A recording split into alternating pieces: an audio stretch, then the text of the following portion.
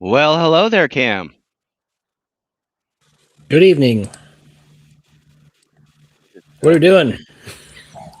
What's going on? oh, I got a bunch of stuff to open. I got some pizza to eat, maybe some beer to drink. I don't know. I don't know if I need more beer or not. And I was apparently just sitting by the computer, just waiting for an alert to go on. Yeah. But yeah, just a Saturday night. Nothing going on tonight. Did do a little bit of gaming related stuff earlier today, but Yeah, look, nothing. Yeah, Robert's in the chat.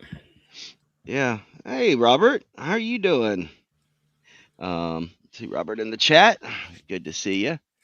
And yeah, I think we're just gonna open some packages. I might cut up the videos of the package openings for standalone video later on. But at any rate, so I guess there's nothing going on this weekend, right? Not that I'm part of. Yeah, just just chilling, and there's no cons to go to, and I'm just kidding. Hey, Matt Sherman, how are you doing this evening? I guess we should bring them on the. Oh, look at that! Of course, it's going to put it right over you.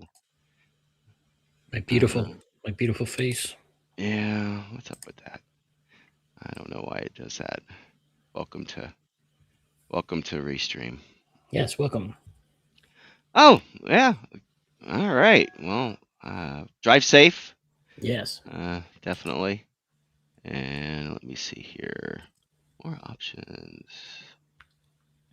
I'll have to. Well, okay. I don't know about liking it like that. It's just hot like everything. Everything else is great. Yeah. Yeah. Uh, So let's tell us see. about this pizza you got here, Jeff, that I don't have. Oh yeah, man. So there's this place just down the street from my house called Legends and Lore Pizza, and yes, they lean into it. This is their menu here. Can you see it? Look at that. And they have a bunch of their specials are all named very cute names. They have their specialty pizzas. They have the Crop Circle, which is a vegetarian pizza. Sasquatch, which has got like all the meats on it, and including beef and bacon and sausage and Italian sausage, you name it, man. Sasquatch sausage. Yeah. The Legend. Then they've got a couple. Apparently, ranch dressing is really popular around here, and they got Thunderbird Ranch, um, Skinwalker Ranch. Say hi, wave to the camera, Jeanette. She said, "Oh shit." Greetings. Skinwalker Ranch, Thunderbird Barbecue. There's a Tennessee Wildman, which uses a sausage gravy as a base. Oh, that sounds good. Yeah. Hey, Mac Thompson. Loch Ness. Oh, the Loch Ness sounds good too, except it's Is it got got art. like squid or No, it's a vegetarian. It's got artichoke hearts on it. really? Hmm. Yeah, and feta cheese, garlic. It's got a Uh, garlic sauce. okay, that one's not for me. Yeah, there's a Mothman barbecue, Oh, which what's is on like there? pulled pork. Okay. It's got onions on it though, but you could probably get it without the onions. And they serve it with coleslaw. Isn't that funny? There's a Wendigo, which is like barbecue chicken and mandarin oranges. That's interesting. Bermuda Triangle, the Rougarou, which I had never heard of a Rougarou until I was on or I was watching Supernatural. That's when my introduction. Of course, a werewolf and a Greek mythology pizza. Oh, there's no Greek mythology stuff going on in theaters these days, though, is there? But Again, not for me. not for you, not for you. So I'm gonna get some pizza. Um, it's in the fridge. Give me a paper plate.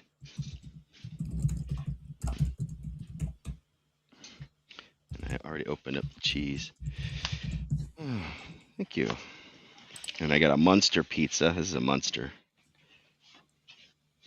And get a couple of pieces of that. It was hot. Not now.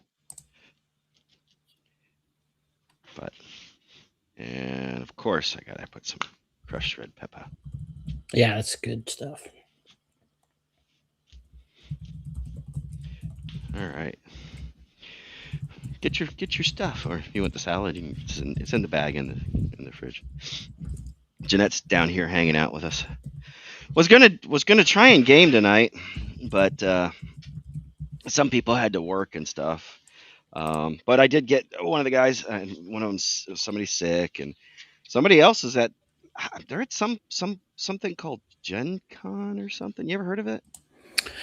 Seems like something I remember getting a flyer for in my 1981 basic D&D Yeah. set. We joke, of course, Gen Con, huge gaming convention. Yeah. Which I had attended. Boy, I don't know how many times. Maybe probably less than 10 times total. Yeah. Yeah, I did go to it once when it was in Milwaukee. Once or twice when it was in Milwaukee. Oh, that's right. It used to move around, didn't it? Well, it was in Lake Geneva for a while, and then I don't know how many places it moved to, but it was in Milwaukee for the longest time, and then it moved to Indianapolis. So I don't know that it moved. It has moved, but I don't know that it bounced around. Hey, Davina, welcome. So I think it had a handful of places where it was located, but I guess this was probably in the 90s when it was still Milwaukee, and then let me look it up. When did Gen Con? Oh, get ready for the keyboard pounding.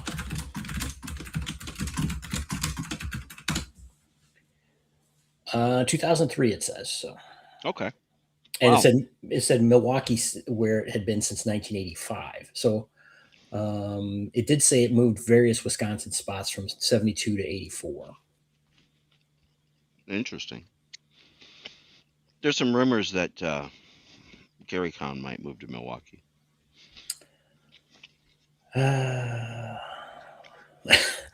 Okay, well, good for them. I hear it's huge, which means I'm less interested in that at this point. Have you ever been to Gen Con at all? No. Okay. I have not. When I was going there, it was much more focused on board game stuff, or at least that's what I was focused on. I know there is a lot of role playing stuff there, but I think in the years I was going, it was in terms of booths, I would guess that at least 2/3 of them were board game based rather than role playing. Right. But Gen Con was always hard for me to enjoy because it's so crowded and it's I don't this well, okay. This is since we're just talking here, just some gaming dorks talking. Mm-hmm. I never like signing up for stuff like ahead of time, but if you don't do that with these You won't get to conventions, play. right, you're not gonna. It's hard to do something spontaneously at these conventions, and I just never got into the the flow of signing up and doing all that stuff. So Yeah. I I end up doing less gaming when I go to conventions than otherwise. Well, so when I went out to North Texas, my focus was meeting people, especially at North Texas because there were so many of the legends like to go there, and it's a very accessible type convention. Like they don't hide people behind an entourage of security and this and that and the other. They're literally there just to hang out, game, and meet people. Mhm. They're just gamers too. And that's where I met Alan Hammock.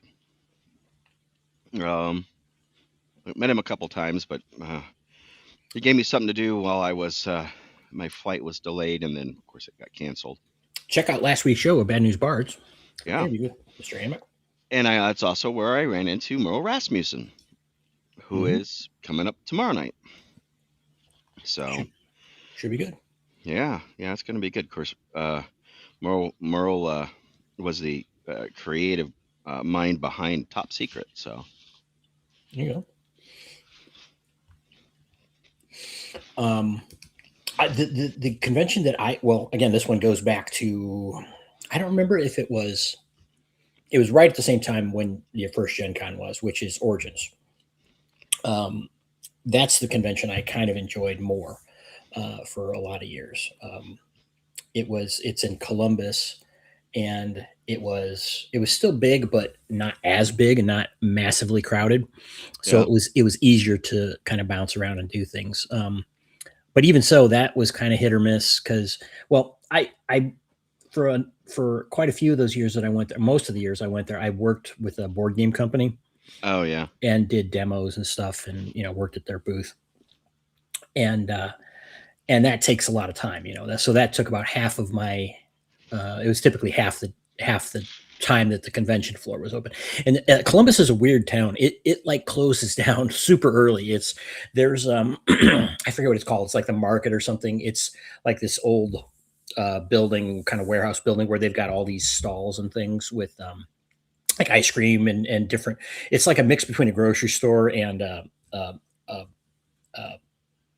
food trucks, essentially. Stationary food trucks.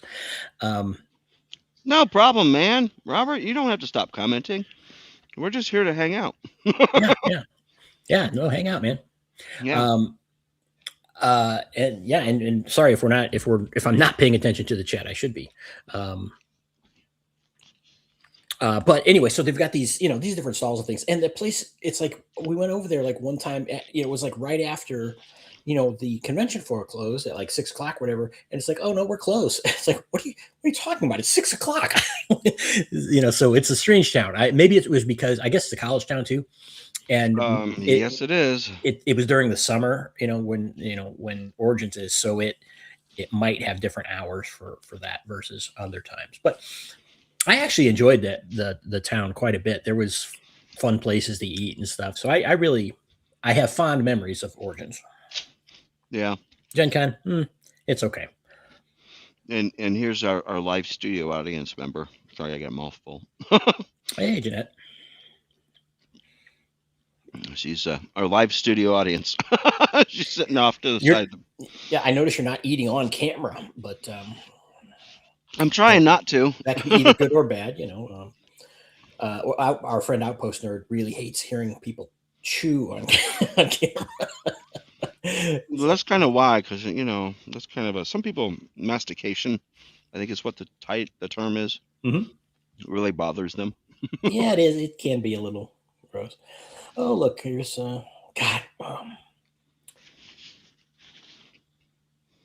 I just ran across a article here on how Gen Con inclusivity efforts aim to welcome more people to tabletop gaming. Yeah, because there's so many barriers to someone buying a game and playing it. Well, so what do you think about this comment here? Never done a convention thing, but one day I will. But I will one day. But I feel like I need to experience playing with a group of strangers first. I've only done games with people I know or through association. Well, I feel your pain on that. I am not a huge fan of playing with strangers typically, but my experience, like I demoed games, for example, for people at Gen Con and such, and almost always, 99% of the time, it was a great experience. So Right. the people were pretty friendly um, all the time in those days, at least. This might have been before some other strange things started happening. But it was a good time. And yeah, Edgelord King, and welcome. And says What's up, man? Origins pretty cool for a big con. Yeah, it is a big feeling con. There's a lot of vendors and stuff there. So, but it's just in the times I was there, it was it. If you're measuring how it, like, let's say by capacity, if Gen Con is 100% capacity or anything can be, Origins is 50%. It's just way more open and easy to get around. And if you don't like crowds, don't go to Gen Con. That's for sure. Well, my suggestion was going to be, don't do a big con. Go to a small con. Yeah. Um, like Rogers, yeah, Jeanette said, the smaller the better. Um, you know, they're and the thing is it's a good way to meet people. Heck, I ran into somebody who lives right down the street from me. Um, you know, well, they live in the next town up the highway from me, but I live off a highway, so. Mm. um, but in Texas, right? So, and North Texas is probably about the biggest I would want to routinely go to. Hmm. Um, yeah, I might do a Gen Con once, a Gary Con once, and I probably would do Egg Con because Egg Con's a smaller con, at least until it gets bigger. Um, I'm gonna go try to Mythicon West, which is over in Asheville, so it's only about 3 hour drive from me. Um, so that one I'm looking at doing possibly. Um, So Gen Con, for example, it says that this year they expected 70 to 72,000 people, right. um, How many they and get? they Or, claim to be sold out, yeah, which yeah, I can believe. all days. That's what Mhm. it's. Yeah, they had signs up, sold out all days.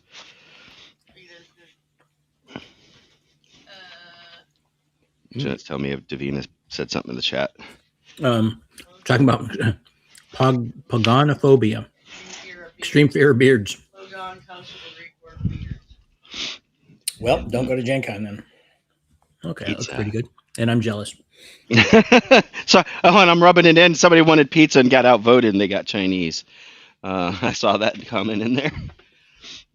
Edgelord King. So yeah, a week after CNY, um, uh, well, just do a round trip. I don't know where you live, of course, but if you're driving it. I think he's over in he's in the in Western New York area. Mm. Um, so, So but he was but he was at. I think he was at CNY. I know he was at CNY. yeah, he said he would not want to miss CNY.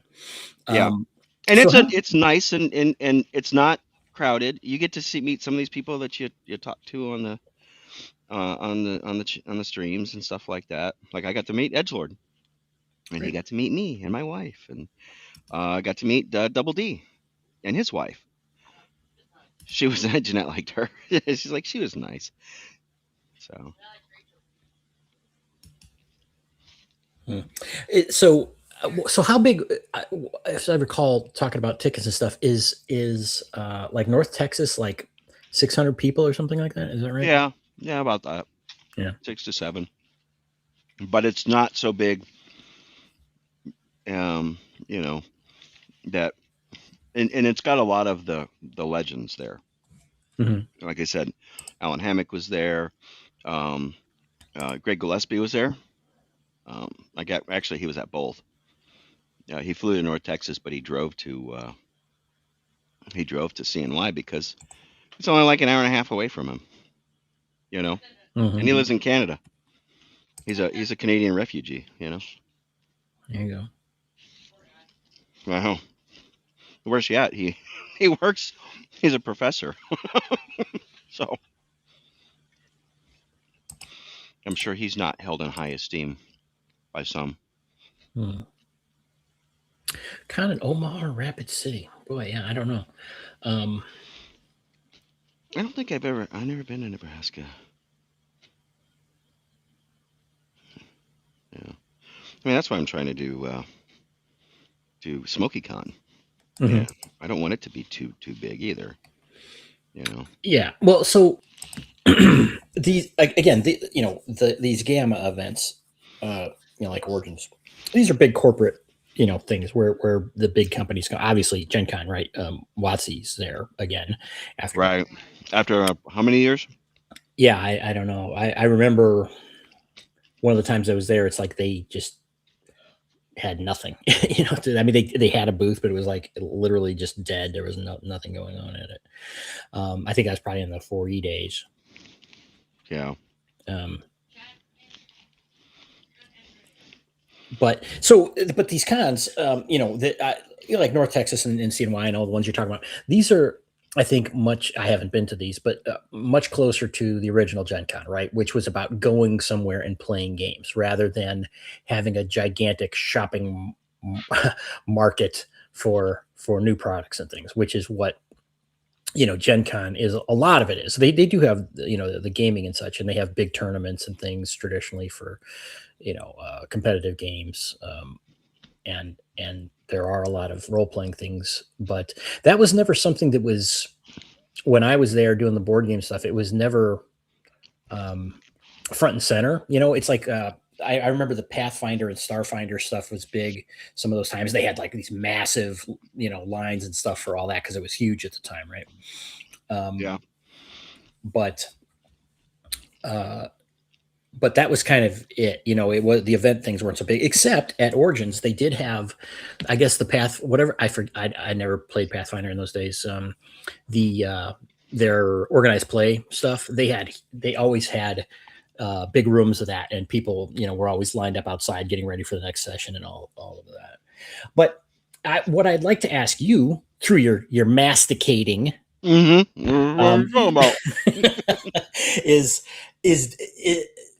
do you enjoy because most of these games they have them set for an X hour sessions. Most of them are 2 hour sessions, is that right, or they go 4 hours? No, they went about 4 hours. Okay, so basically maybe you get 2 sessions a day, or if they play into the night 3. Do you like, is that the kind of experience that you would regularly want to do, going to a convention? It's like, yeah, I'm going to go there and I'm going to play session next is that in those chunks, is that your preferred way to experience those kinds of cons? I'm sorry, my lights flickered. I remember me telling you before the stream that I'm might be a storm coming. You're gonna be running the show here in a minute. No, it like flickered like 4 or 5 times. It was weird. It was like blink, blink, blink, blink, blink. Anyway, so summarize that again. Do I like? Well, do you like that format of like jumping between playing 4 hour sessions of games? Is that something you like? Because for example, at board game things, it's like I like to go and demo a game. It's usually much shorter than that, though. It would be maybe a half hour kind of thing, or an hour at most. Yeah. To do something. For a board game, you're just kind of like a short play sample. Yeah, and I mean, if I was trying out a game system, a role-playing game system, that wouldn't be bad. But I don't know personally if I would enjoy going to play a game of, let's say, Shadow Dark for 4 hours. It's like, oh, okay, I did that. Well, great. I assuming I've played Shadow Dark before. I've played very little, but I'm just grabbing that as an example. Right. And it's like, do I want to just do that and then go to the next game and do that, play another short thing? That doesn't really appeal to me that much. So what I'm asking is, do you enjoy it? Is that a thing you like, doing this kind of sampler game? Yeah. No, I think it was fun. At CNY especially, we got to do multiple things. You can see I've got an invader crawling around on the screen. Oh. She came down to obviously let herself down, probably because of the lightning. She's like, see my putty? Oh yeah, there we go. She's gonna lay down right there on the rock. Robert was asking here, which on the screen, does anyone like Tales of Argosa? I thought I bought it when it came out. I've not opened it. Just asking for an honest review and answer. I don't. I'm not familiar with that game. I'm not either. Let me look it up. Now I want to hear about it. Let's see. Pickpocket Press. Okay, I'm just looking up on drive-thru here. It says let's see. It's a sword and sorcery inspired emergent play adventure game. Okay, that sounds good. Interesting. Is there anything, Robert? Is there anything? Does it have a particular hook, like something that's different about it? Or let's see. I'm just glancing at it here. It looks like it's kind of roll under system.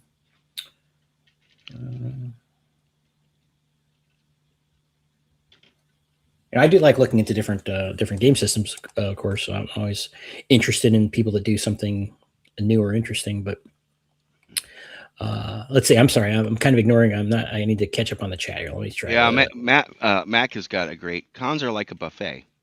Yeah, that's You true. get a little sample of all kinds of different stuff, and it's fun. Yeah, And if the game is run right, right. Yeah, right. And it's not like I'd be like, oh, I really hated this experience or something. It's just uh, I'd rather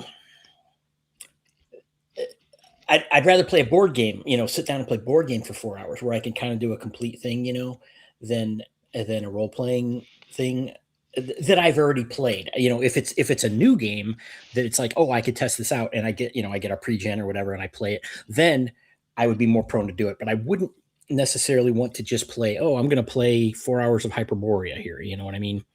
Um, and it's and again, maybe it's just because right now in my gaming life, I want to do more long term campaign stuff. yeah, Again, it's not that it's bad. It's just oh, Mothership. yeah, It's like Matt from Rogers Channel with me getting into Mothership from playing at CNY. Hey, what's your experience with Mothership? yeah. Edge Lord, you want to come on? I'll bring you on the stream. DM me. We'll get you on here. You can talk.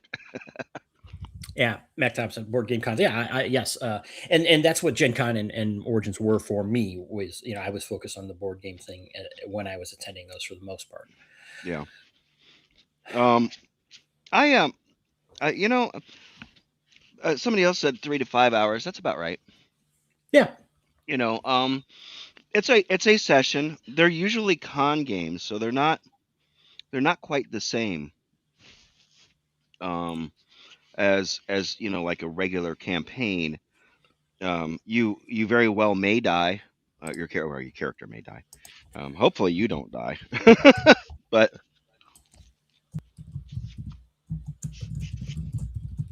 Mac Thompson. RPGs. What? Well, I had played a little bit of Hyperborea recently, and then I'm currently playing a short term Shadow Dark game. I was running a Dragonbane game. That's free, my free league. right. But that's been on hold for a while, and I, of course, have far more than I play. Um, I want to try Coriolis by Free League, which is their sci-fi one, Hmm. um, and one that I'd really love to run long term would be the One Ring, which is a Lord of the Rings based game. Yeah. But I've been saying this for on our various shows and things. I would really like to play a long term first edition game run by someone who really knows. First Uh, edition. yeah, first edition AD&D. That hey, cooperative waffles. That knows how to do it. And see if uh, because going back to the old days of my gaming, I didn't play AD&D that long. I started with basic and played a little bit of AD&D and then got into a lot of homebrew stuff. So I never really played deeply within proper AD&D first edition. And I kind of returned to it in second edition. Right. Well, hey, Outpost, and Hey, welcome. man. We got Uh, all kinds of people showing up. But I guess this is a prime time spot, huh? Edgelord King says it demoed Star Wars D20 at Origins, so that would have been in early 2000s. I force choked an NPC. Guy running it said, "You can't do that. You'll get a dark side point." I said, "I know." That's right. Yes, I will, and then I'll walk away happy. That's what I wanted to do. That was my intention. Nice.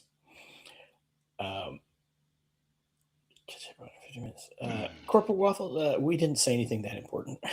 Mac Tom says, you want to run a Middle Earth RPG? Yeah, I kind of do. I don't know if you're familiar with the One Ring. It is it's kind of it's not the system is significantly different than D and the classic D&D sort of fantasy rules, Right. and it's really kind of tailored to try and give you that Tolkien feel. Um, I haven't actually played it. This is just from reading it. But it's I think it's Tolkien stuff is tricky in some ways, but also very an excellent thing to play in, as far as I'm concerned. If because there's a ton of places you could fit in. Um, and play without tripping over the other things, because there's just such a hugely long timeline. The Right. One Ring is kind of set between The Hobbit and Lord of the Rings, so it's Yeah. a few decades before the Lord of the Rings. So you're not directly into something, but you're kind of in a familiar territory. But I have run Lord of the Rings settings before in the past. You know, again, homebrew and pseudo D&D back in Right. the day. And we played stuff that was like post Lord of the Rings, which uh, obviously is our own story at that point. But I think that there's a ton of stuff that you could do uh, they're just ready made, great settings. Like the Second Age stuff, I always loved it, and the Third Age, the whole. If you're familiar with it, you've got Arnor and Gondor were the two human kingdoms, and Arnor fell to the Witch King basically. Spent 1,000 years trying to destroy it and succeeded, and playing through that era, I think is a ripe era, time to set a game. Right. I'm talking a lot here. Just cut me off if you if No, I'm you're not. done. No, dude, I'm Um, listening. Edgelord King says Jason on Ryder's channel loves the One Ring and Free League for that matter. Yeah, Free League seems to be putting out a lot of good stuff. Moria looked awesome for that. The Moria, they do have a Moria book Speaking for. of Roger, there's me and Roger Oh yeah. making throwing up the signs. The Um, gang signs. Oh wait, no, those are the horns. Aelitz says, almost bought Coriolis. I realized I want to play it more than run it, but the catch isn't like in online games. Be the one who, yeah, that's my problem too here locally. Um, if you decide to run on weekends, keep in mind I've played Lord of the Rings for 18 years. Definitely be interested. Oh, Oh well, wow. I haven't considered running any games online seriously. I just haven't thought about it. But I will indeed keep you in mind if we decide to go that way, and we could announce this on the show if we were to do something like that. Yeah. Um, I don't know how I would enjoy running things online. Outposter says, looking at the One Ring and it looks beautiful and fun. Yeah, it really is a very Hey, nice. have you seen the table, the fancy table for it? You're talking about a physical table? Yeah, like No, somebody made like a custom designed table for the One Ring. Pretty sure it's for the One Ring. that's cool. Um, they had it set up in their booth at one of the conventions, I think. Hmm. It was beautiful, very expensive, way outside of my budget. I think it was like $7,000 for it, or maybe more. But Yeah. Oh yeah, those custom tables are crazy. Um, the well, since we're talking about Free League here, they did announce a few things at Gen Con. I guess at least I didn't see anything from their if they had a booth. I assume they did, but they had announced they're coming out with a new. It's not a new version of the One Ring, but a new printing where I yeah. guess they're going to change the formatting somewhat. And So a new printing, not a new version, not a new right, edition. right, yeah, they That's made the point of saying it's completely compatible with all the second edition stuff. so they're basically taking the line out of Kind of the like, Trollord Games does. yeah, I think Yeah. that's the kind of thing. Um, and then they also mentioned they're coming out with I mentioned this on Jason's show, they're coming out with a bestiary book, because they don't really Yeah. have a monster manual kind of thing, and another book focusing on Rohan and Gondor of that era. But they also announced their online, what's it called, it's called Unbound, which is their D&D Beyond, I guess. Mm, And I signed up for it, which is in early access right now, yeah. and I will reserve judgment, but I'm a little mm, I'm a little concerned about it. That you have to buy the Unbound versions, which I'm just on their Discord looking at it, and they're the guy on there who's I guess a developer, I don't really know, Yeah. someone in authority is talking about. Um, the digital edition is different. There's tools and things within it, so they're they're going to be selling you these things or it's an add-on. If you were to order something from their website, like let's say the core rules today, you can have this as an add-on, which is a fraction of the cost of the book, but it's still, it's not insignificant. It's not like $3 or something. It's, 18, $20 kind of thing. Yeah. Yeah. And I'm a little, on that. It's like, do I need this? I'm not sure. I think overall, if, you were to ask me if I'm a fan of the digifying of role-playing games, I'm less for it than I am against it. But in some ways, it is good for reference. Looking stuff up Yeah, quickly. look at and that's I used to use D&D Beyond for that, and I still Mhm. can if I was to run 5e. I can still snag ideas from all the books that I bought on it very easily, even though I have all the books in print too. So Mhm. Yeah, I don't want to sit down and read a rule book on my screen, but referencing a rule book on my screen during play or something is, Control F is your friend, right. Yeah, especially on a exactly. PDF. Yeah, provided it's a PDF that was from a digital original. You Sure. know, Right. because you have some of that. Some of the PDFs, like, and there's a warning on Drive Through RPG where it'll say this is a digital scan. It does not have blah blah blah, and so it's limited. And we want to, and you click the more info, and it says we try to be upfront about that, so that's you can read it. Because I was looking for an adventure that I ran Jeanette and our old roommate way back in Florida when Jeanette and I first got together, um, and I found it.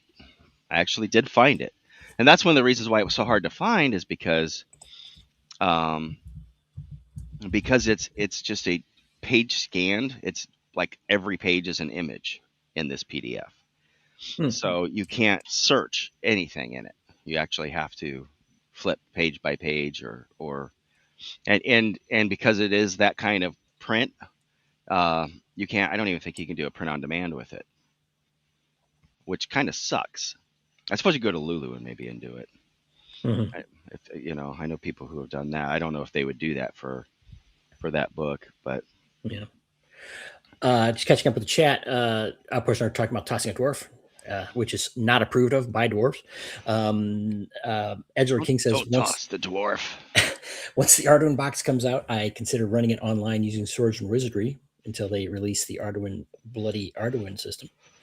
Mac Thompson talking about his gaming table and being a gaming Luddite, which I agree with. And then Outpost Nerd says if you have a hard copy of a book, you should, I think he means should not, have to rebuy it on digital. You should get a code or something to be able to unlock the digital I copy. I kind of like that idea. I do Um, too. if I wish more publishers, and a lot of them do give you the PDF with print. And When you order a well, print, you get PDF too, so, but not all so of them. yeah, here's the thing. Like that is how you can do it on with Free League. When you buy it, you can get the PDF usually through drive through. And they were, I was asking him, and other people were asking him here too, in the, about their Unbound thing. And the guy was saying, oh, yeah, if you've got the PDF, you can get it and it will be accessible through the Unbound thing. But the PDF is different from the digital version. So Right.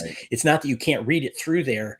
It's these digital tools they're talking about is something different. And the guy, I'm not trying to say that if people are producing something new, then it's reasonable to pay for it, right? Right. So if you say, hey, I want this thing that has whatever enhancements it does, and that's something you value, then yeah, right, pay for it. But the problem is and I asked him about this too. It's like, well, I prefer to buy a lot of my stuff from my local game store, brick and mortar. That's where I bought my FLGS's. Yeah. my core rule book and various other things. Some of them I Support bought your on. local game stores, man. I've always been a big proponent of that. Right. And it's like, well, okay, now how do I do that? Because I don't even get the PDF with that. But like Outpost Nerd is saying, they could easily, they've done this stuff for comics and other things. You have a unique code that's put in each book. It could be a sticker or whatever that's in the back cover. Now they would have to shrink wrap those probably. Um, so someone can't steal it. But then you have that, and then you access the PDF, and they could do the same thing for the digital version. But you Edge know, Lord.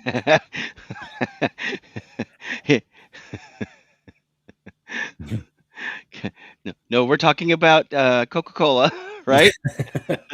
well, either one probably would let you stay up all night, but Um, um, with rum, yeah, yeah, with rum. Okay, I got you. I got you. so the point is, it's a bit of a mess right now because it's like I've bought all of this. I've bought a ton of their products. Like now I have to chase around some way to get all of that, at least the first level, the PDF level in there. That sounds, and they're like, oh yeah, you just, provide a receipt or something. And I didn't save the receipt for this book. It's like, what am I supposed to do here? So Yeah, that's probably going to push me out of it. I'm probably just going to say, okay, yeah, I'll pass, but I'll see. Um, Edge Lord. and, I don't know. and He's funny. I got to say another thing too is if I have to buy individual books for within a system or even a bundle of books or whatever to get access to them within the digital system, I better not be paying a monthly fee for that. Right. It's one or the other. If you want me to pay a monthly fee to get these things, fine. But Well, I think that's one of the things like with D&D Beyond before WotC took it over.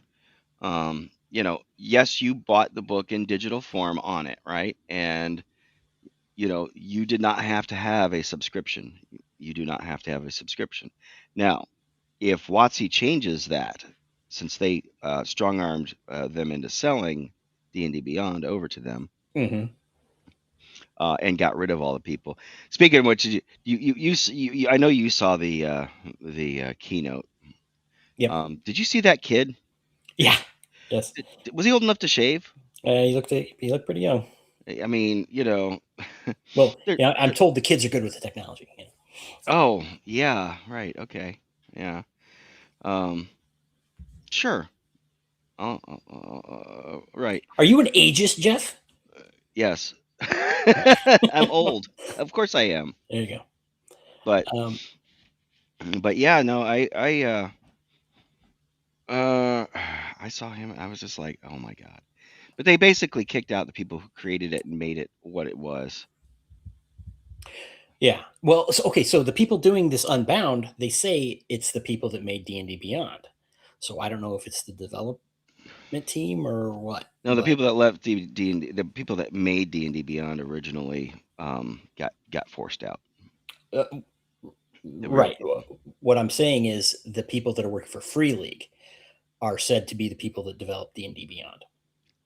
I probably will not be buying the 5.5e Dark Sun Edgelord. No, No, I can't say I will be either. I Well, maybe this is a good segue into this. So, if you want to hear us ramble extensively on the Gen Con announcements that came out in regards to D&D, you could check out Sci-Fi for Me TV, their show from Friday. and Uh, there is a link on our page, on our YouTube page from that. By the way, make sure that you're subscribed, everybody. Like and subscribe. I will get a link for. Thumbs up, everybody. No. I will get a link to put here in the chat. Yeah, Um, but he's gonna buy it. Okay. do I you mean, do you want to hit well, okay. Dark Sun was one of the things. You want to talk about that? sure. You know that they're gonna screw that up, right? Um, yeah, I would suspect. I mean, I will. My default position is they're going to screw up everything that comes out of WotC in D&D 5.5, and my reason for saying that is I have very little experience playing 5.5, right? yeah. But I've from never played 5.5. I ran 5e. or five, five or 5.5. Yeah. But my understanding is that they didn't correct any of the problems that were um, existed. Stops chastising you, by the way. It's Well, like don't it's chastising us. yes, well, and you can. Yeah, we're kind of recapping things that we talked about a little bit, which is exclusive to the D&D thing. Tomorrow, on the Sci-Fi Snob channel, on the Top Lofty Lounge at what time is it now? 11 p.m. Eastern. We are going to be talking about Gen Con a little more broadly, not just D&D stuff. So, Yeah. okay, Um, here's the link. Sorry for the show yesterday, if you want to talk about it. But I'm sorry. I'm talking way too much. I apologize. You put a nope, little you're liquor in good. me, and I get chatty, right? Yeah, that's Um, all right. Chatty Cammy. the Chatty Cammy. That's your name now. okay, well, fair enough. The uh, all the problems of 5e exist, right? The overly long combats and the bloat and everything, and they're to my knowledge, none of these settings are going to fix that. So that you have this system that has a lot of problems, a lot of DM complaints, and all the problems with 5e, right? None of them have been solved with 5.5, to my knowledge. Some of them may have been made worse, and then you're going to dump a bunch more content in on that flawed system. Wow, who thinks that's a good idea? Yeah, no. Yeah, I I, don't. I I mean, mean, one of the problems is, if this whole the whole what is it? What do they call it? The universe is beyond or Universes whatever. Beyond, right? Which Yeah. is the same title they used for Magic the Gathering when all these. It's basically external IPs is what that's code for. Or not, that's what it means. The link is for the stream that Cam and I were on yesterday. Yeah, yeah. Talking Talking about about Gen Con and right D some and of D the specifically. announcements. Yeah. So if you right click and open in a new tab, You could save it for later. you can save it for later. Yeah. What's the point of 5.5? Well, that's a good question. I think I don't know because Mexican orcs it wasn't a cleanup, right? I mean, they and didn't. bakers. No, they just turned everything into gray goo. Yeah, it got it. I think they took. Well, it was a huge mess, and it still is a huge mess as far as I'm. If you just 5e to make it good, it's called 3.5e. Yes. Okay, Mac Thompson, I think we get along because when I first look at 5e, I was like, this is just weak sauce 3e. And then I will grant you that third edition 3.5 had a lot of bloat as well, especially near the Yeah. end when they started trying out new ideas for 4e. They got sloppy. Well, they did a lot of stuff uh, with D20 Modern too. There was some things in D20 Modern that wound up making their way into 5e, probably Mhm. into 4e as well. Edgelord Um, King is being an edgelord. He says 5 is better than 3.5 to run. Um, I've heard mm, that from some people. They have. it I've is heard easier to DMs. run. It is easier to run. However, it's extremely more difficult to make it a challenging game for seasoned players because everybody's a superhero. All your PCs are superheroes. Yeah, you're So right, and that is a problem that persists, and is probably worse. And and yeah, he notes pre-Tasha was better. Cooperative Waffle says fixed 5e is known as Castles and Crusades. Yeah. I like that Um, one. Yeah. Mac Thompson, I gotta tell you, I kind of still like 3e 3.5. If somebody said, I think we said this on one of our shows, right, a while back. It was if you could only play one version, what would it be? And 3.5 was my answer. Yeah. Yeah. Yeah. Now, granted, that's a certain style of game, right? It's if Oh you wait, we got a chat fight. Chat fight. let's do it. If you don't like the tactical parts of it, you're not going to like it as much. Three five, Edgelord and I are on the same page. Pre Tasha's. right? Uh, I referred to anything after Tasha's as 5.5 for the longest time. So now that they've stolen the 5.5 number for whatever this 2024 is, I guess that we have to call it 5.25. I don't know. Because it really is. That's when things really started going downhill. okay. Whereas Yeah, 3.5 fixed some of the issues with third edition when it came yes, out. it did. Um, 5.5 But just lays into all the issues with 5e, right, and and floats them. it, 3.5 did have a problem as you got to higher levels. It's like it got there, especially as the content got more and more. You do have power creep, right? It's almost impossible to not have power creep. Now, Outpost Nerd is poking me after I said I'd be nice to him, but he's addressing it to Edgeworking. He says, "Are you going to open a can of worms if you say 5e is good?" Lol.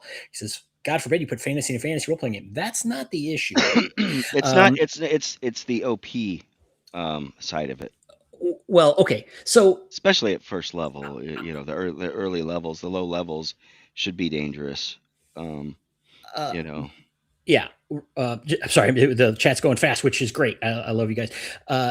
Robert says, "Can I bring up some RPGs I brought in recently?" Yeah, go ahead and put them in the chat. We'll try and hit them if we know anything about them. But the, 5e, I don't think original 5e, the core game, does it work?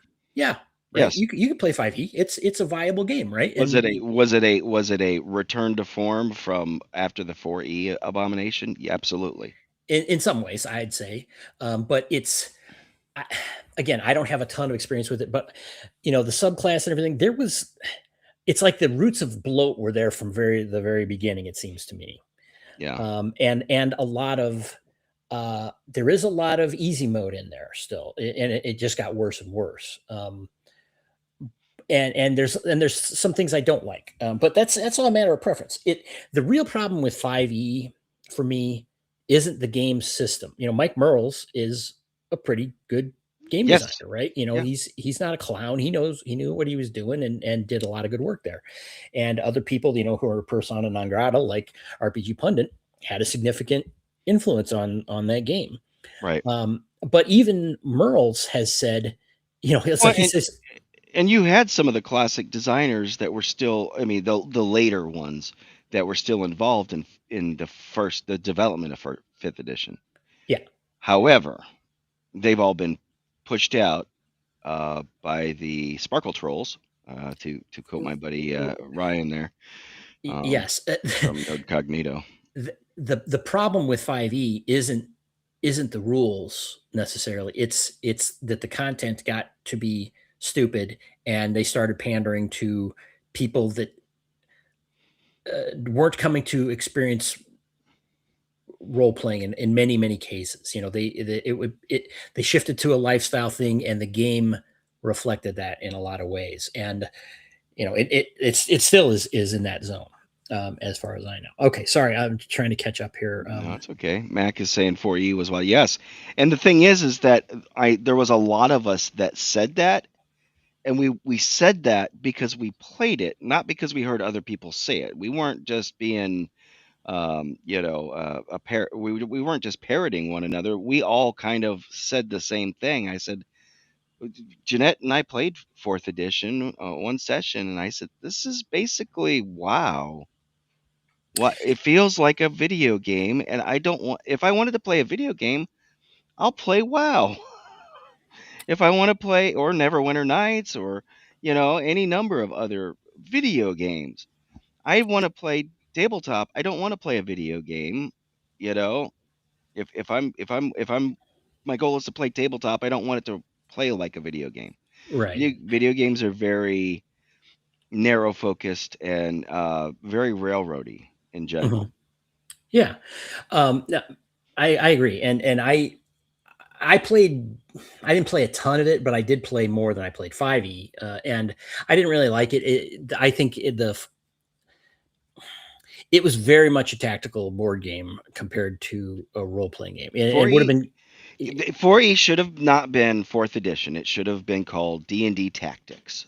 yes, that would have been more successful And probably. it And and they should have continued doing 3.5, and maybe what fourth edition should have been what 5e was, but you know um 4e was they're always chasing, and this is what happens when you get these big mega companies, mega corporations. They're always very slow to adapt, and they're always trying to chase the last big thing. mhm. Yeah, right. And that And we're seeing that is a again. We're classic seeing that example. again now with Yeah. their keynote. You know, Right. Well, let's get to that. But um, sorry, just a few things. Mac Thompson says fights with grognards all day about first. I agree. I am not someone that's like it's WotC, so it sucks. Early WotC, and I see both sides of it. Right. so and you and I have talked about this before. Mhm. There's basically two versions of WotC. There's the WotC that saved TSR. They Yeah. bought TSR and came out with third edition, introduced the OGL. Ryan Dancy had something to do with that, right? Wasn't it? Was it Ryan Yes, Dancy? that his baby. He created the OGL, and it was ironclad. You can create your stuff for this, and that was great. And then they decided, oh no, we don't want people doing that anymore. People are making stuff and they're profiting and they're not giving us any money. So we're going to come out with fourth edition. And 4E did not have the OGL; it had something Right. entirely different, which was a lot more restrictive. Right. And they tried to digitize that too. That and And failed. there's a tragedy that happened with that. I mean, there's like I can't even say the word on stream what happened, but Mm. or the words. It was very tragic, Okay. and they never got the source code for what they were working on. So, Mm. which was a Um, huge mistake. yeah. So I like Mac, Mac's comment here. I don't subscribe to the everything before WotC was great and everything after sucks. Um, I don't like second edition, as generally in a lot of ways. But that everyone has their preferences. So let's see. Everyone wears a gray suit in 555. So, okay, you've been saying across the. Sorry, Aled says been seeing us across the channels, but I have no experience with Dark Sun except for looking at art and reading about it. More interested in Legend of the Flame Princess, Carcosa, PDE. Lamentations, yeah, Lamentations is great. If you like Lamentations, Lord Mattias is a huge Lamentations. Mhm. Now, James Raggi is an interesting character. Um, he's an interesting guy. Let's put it that way. I did meet him out at North Texas. Maybe I'll get him on the show at some point, but um, he's over there in the Scandinavian part of Europe. So Oh, is he? Okay. yeah, Um, he's an American living or an expat, I guess, living over there, and you know, uh, okay. he, he's an interesting guy, though. He mentions also Chubby Funster Shadow Sun. Shadow Sun. Yeah. I would recommend checking out Chubby's stuff. Everything that Chubby's been putting out is good, and he's doing a revised Shadow Sun. So I think he pushed it back a little bit because he moved. So that move kind of set him back a little bit, moving from where he lived to where he lives now. I don't want to dox him or anything like that, Mhm. um, I'll let him tell people if he wants to. Sure. Um, but but yeah, that process of moving it was a little more intense than he realized. But by the same token, do you know what Chubby brought me at North Texas? Mm-mm. Did I never showed you this? So you've heard me in the past whining, we'll call it whining, right? About all the stuff, my third edition stuff that I lost.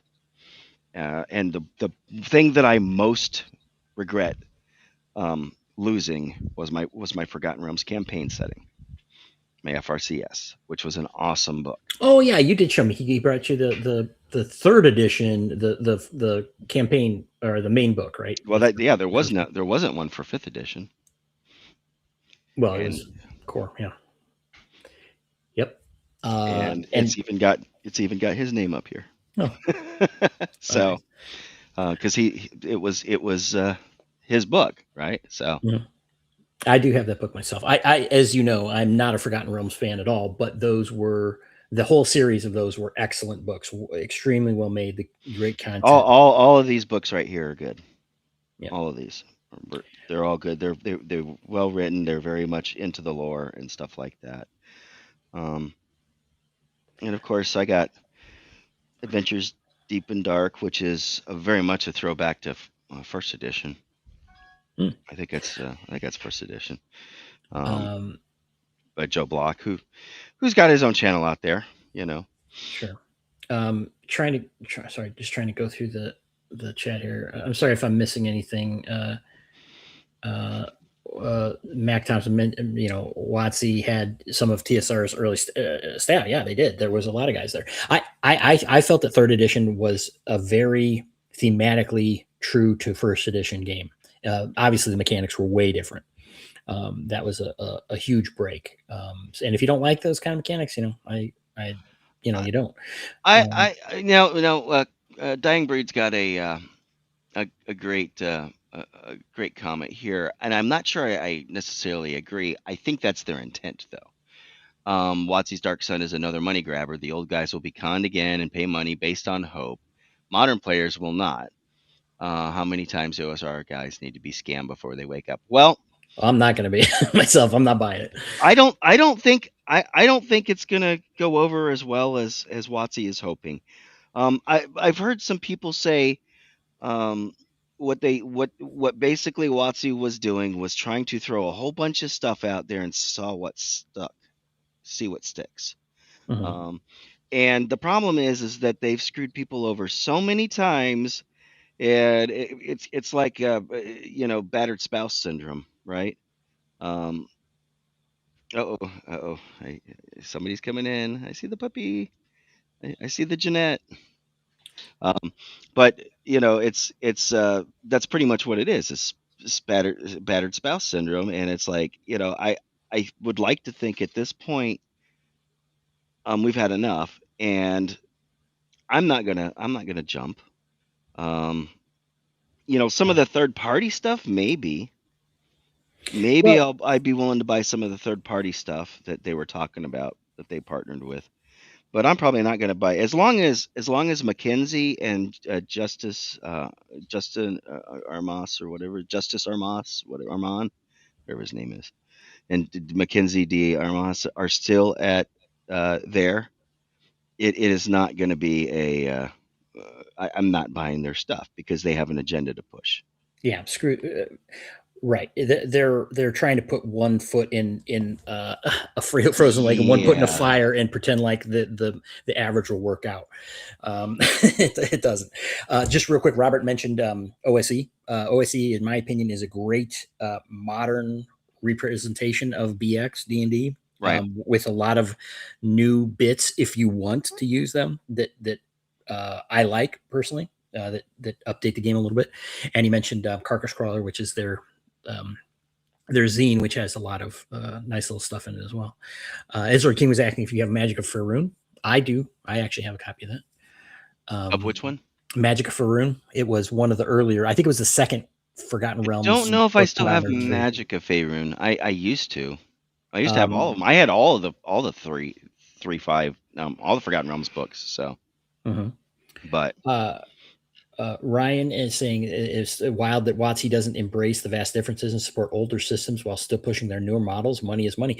Well, oddly enough, I was musing about that with this Gen Con thing. I was like, are they going to put out D&D Classic, and do something with Luke and actually try to do that? And my other the demon on my shoulder, the angel was saying that, and the demon on the other side, the devil on the other side was saying, no, there's no way that they're going to put development effort into a separate game system. They're married to this 5.5 crap, hmm um, and and that's what they showed. They're just going to keep piling stuff on there, and which I don't think I like. I'm sorry, I'm just trying to catch up on it's some okay. other back and forth chat here. As far as Um, the Al Qadim thing, I think you probably want to stay tuned to what Chubby is doing. hmm, He is really fascinated by that whole type of setting and philosophy and stuff like that, and he has something in the pipeline. I think that's going to be towards that. hmm, But he's got to do the shadow. He's got to finish the Shadow Sun revision first. I think Shadow Sun revision that kind of put the other thing on hold. I think, but Well, let's talk about the setting issue overall. mhm. So this, if for people who haven't listened to the what D&D was or Wizards was talking about at Gen Con, they've introduced this universes beyond concept into D&D. This originated with Magic, which is basically they take other IPs like Warhammer or Doctor Who, Star Trek one coming out, Marvel Comics, etc., and they put out a set or a group of products. They have these different formats like Commander, that are pre-constructed decks and all the different format things. They basically put out things under an IP, Ninja Turtles, all these different things, and they kind of have it. And I believe I don't. I can't say this for 100%. The early ones weren't tournament legal, meaning that in their standard format of gaming. And anyway, so they've probably done at least a dozen of these so far, and some have been wildly successful, some not so successful. But I heard a rumor, and I don't know if this has been confirmed, that is in terms of Magic, is they're going to be doing only Universes Beyond from now on, which means only crossover material and not their own in-house IP storyline stuff. I don't know what that means for what I just said about their standard format, which, again, if you're not familiar with Magic, it rotates. They have a legality for, the different categories of gameplay that they do. And with this, I don't know how they're going to incorporate all these things, because some of the stuff is pretty wild, because they try to take into account whatever IP that they're doing. What are you showing there? What do we got? I can't see it. Shadow City? That's his vampire game. Okay. Set in the 80s. This is the hardcover. I've got the hardcover and a softcover. It's cool. He's got and I got to invite him. This is before we launched Bad News Bards, but I got to interview him, I think, on Jason's channel. I like the idea that he's got for site outlines.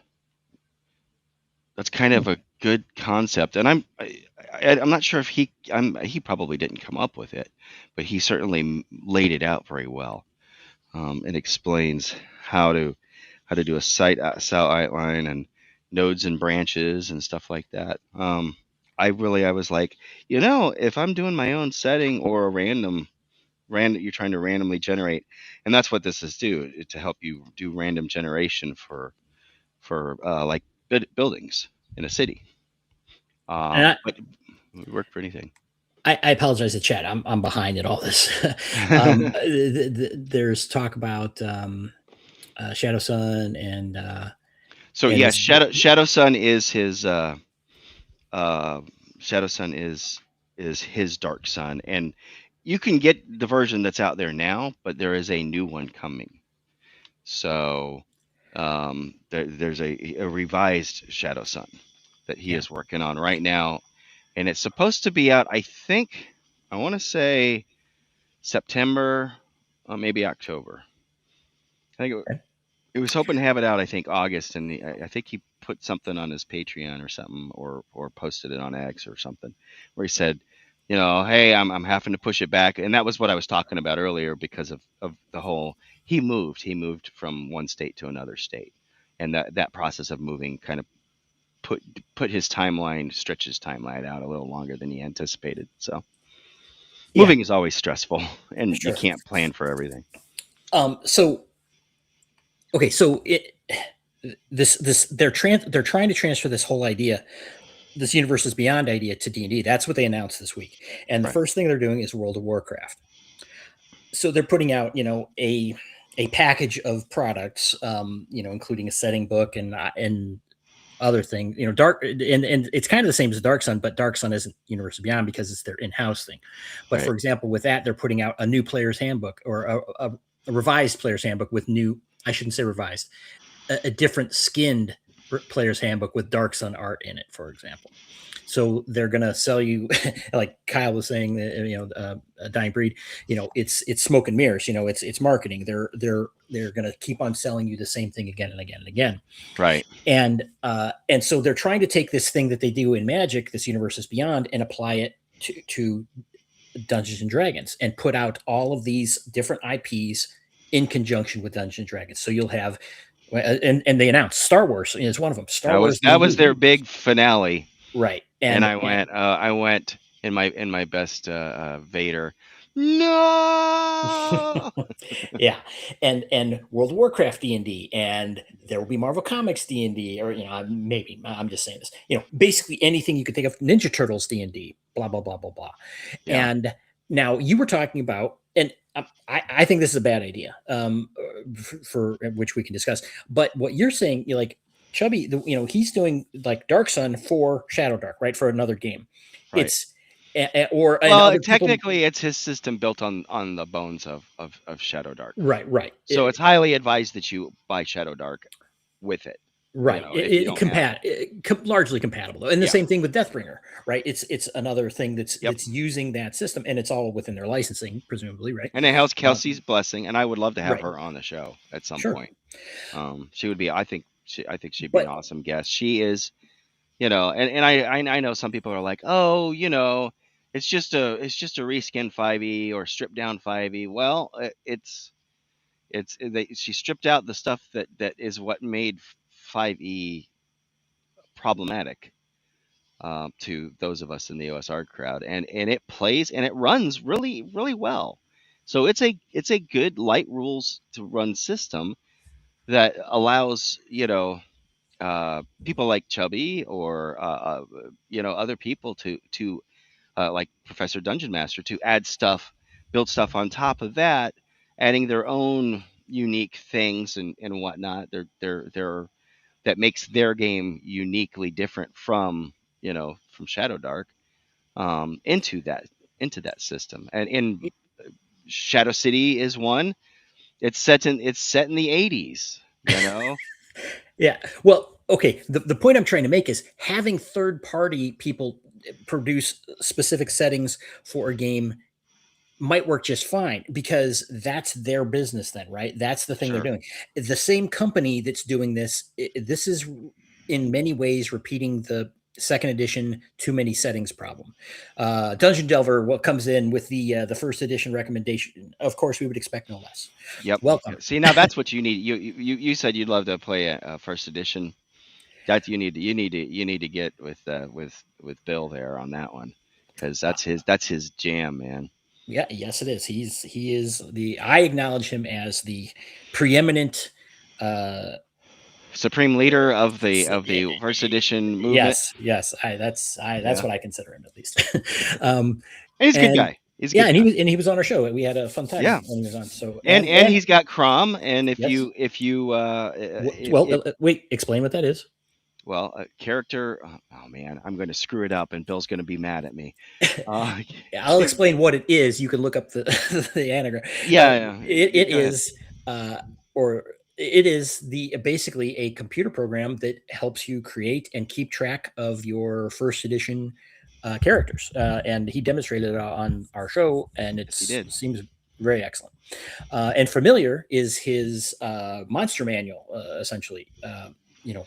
Way to keep track of all the first edition Right, monsters. and that one's not out yet, though. Right, he's still working on it. I believe that's correct. So And this is some. See, this is.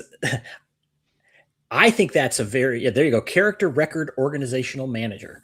there you go. Yeah, It see, is. I leave it to the expert, the master.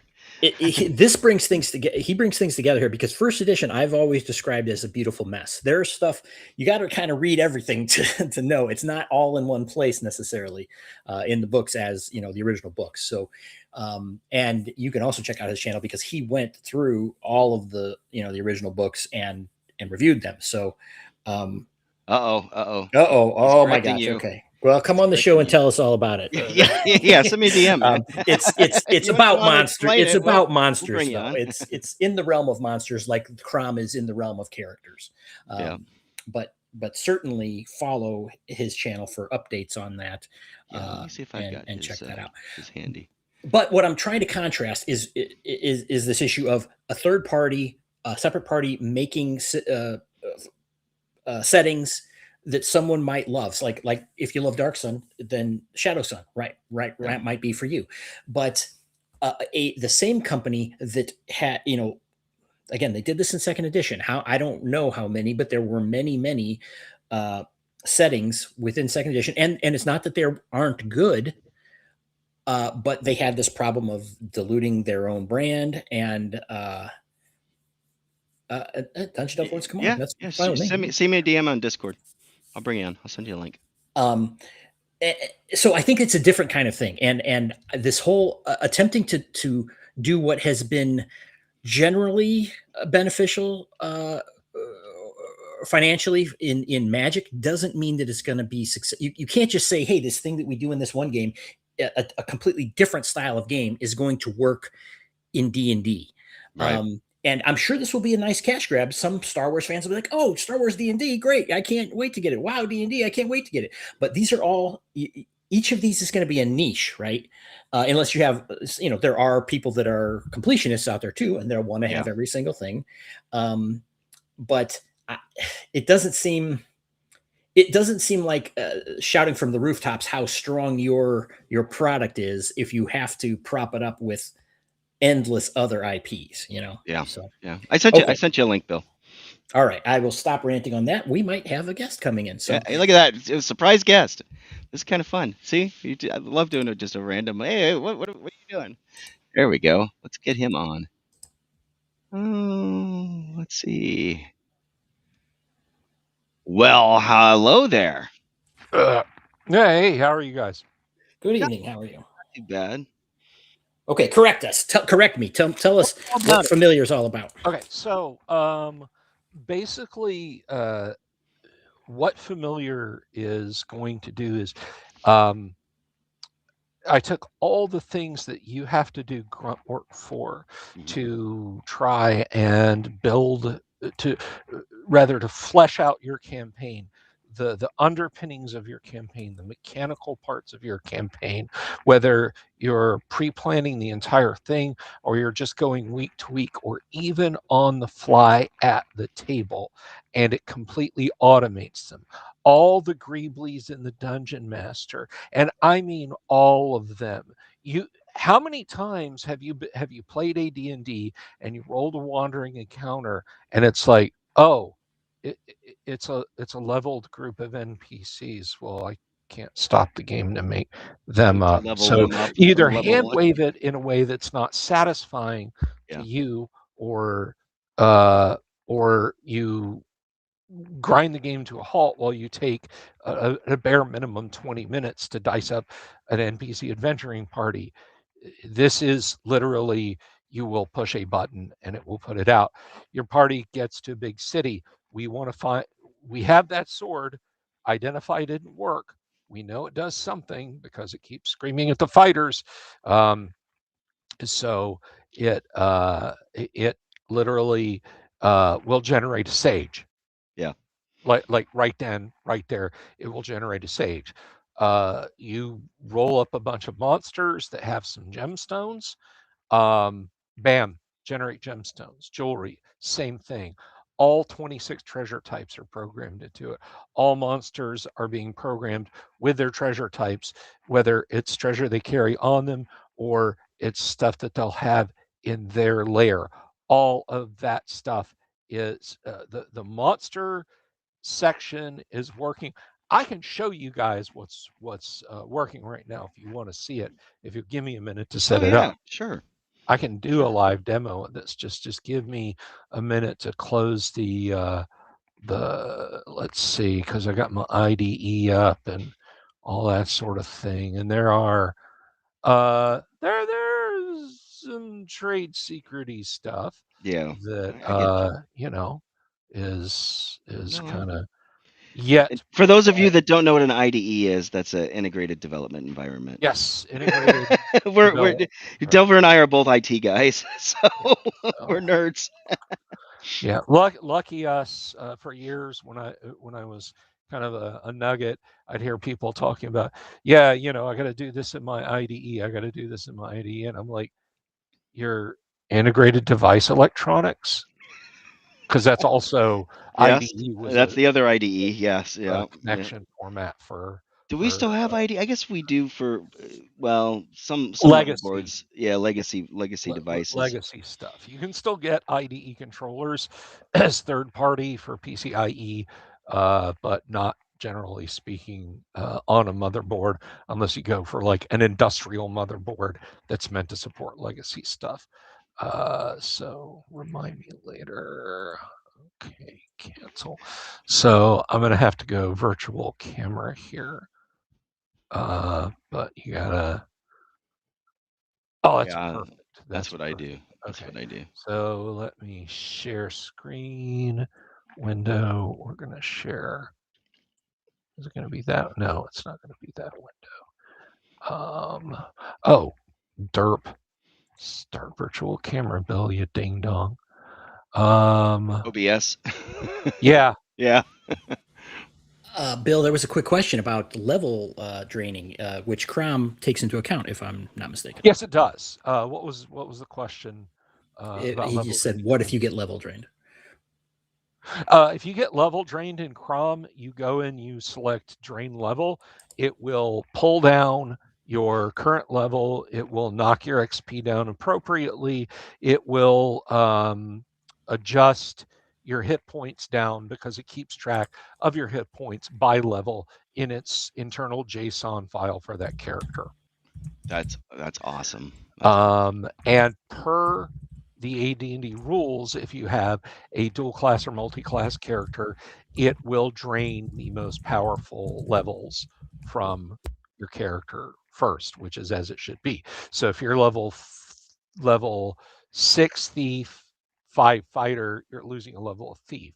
If you're level 4 magic user, 3 thief, it's draining a level of magic user. Not that you would be a level 4 magic user. You're picking up what I'm putting down. So all right. So I'm gonna do cancel. Edgelord said, "You got him. Hi, Delver." So, I love Edgelord. Have you met him? Have you met Edgelord before? I don't let me see. He was at CNY, but you didn't go up to CNY. No, we Yeah. did. I'm gonna get him at SmokyCon when I do SmokyCon next year. I'm gonna get Edgelord to come down here. Okay, so camera is on. Let me Yep, go. yep, it's showing it. Let me embiggen it here. Let me All see right. if I can find a way. Now, Don't want to embiggen me.